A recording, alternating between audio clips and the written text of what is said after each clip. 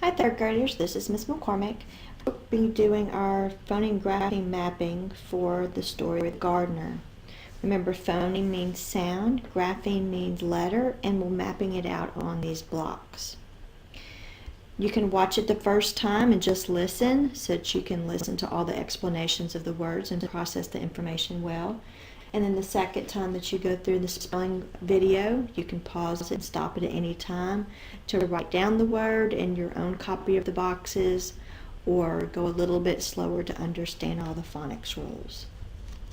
In this list, we're going to be using contractions. Contractions mean two words that are squished together, and usually the second word is missing some of its letters, but it's condensing it down to shorten how we say it. So let's look at the first one. Well, I now just used it. Let's look at the first one. Let us look. That's actually kind of funny. So let us is squished down to let's. L-et-s. You drop the U and use an apostrophe. L-et-s.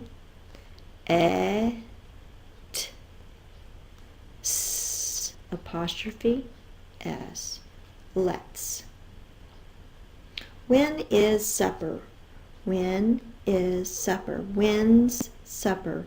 We drop the I and apostrophe S. When.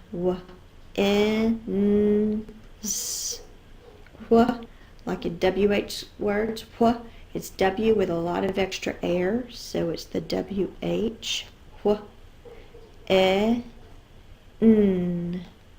When's, apostrophe S. The next contraction is he would. To shorten that down, he would like some ice cream. He'd like ice cream. You drop everything except for the D. He'd. Let's sound it out. E'd. E apostrophe D. Remember the D, the bubble comes first, up to the top, down and bump. The bubble comes first because like a drum in a parade, the bubble sticks out in front, like the drum sticks out in front, and then the tall person, D, sounds like a drum. So the bubble comes first. He'd. For I would, it'd be I'd. Drop everything except for the D. I'd. Apostrophe D. And also notice when I make the D, I make the bubble first. I make a C, and then up to the top, down and bump. I'd. You'd. Drop everything except for the D. You. You'd. There we go. You'd. It's the Y. Please make the little line first and then connect it with the longer one. It's one big swoop. Oo is spelled with O-U in this word, and apostrophe D. You'd.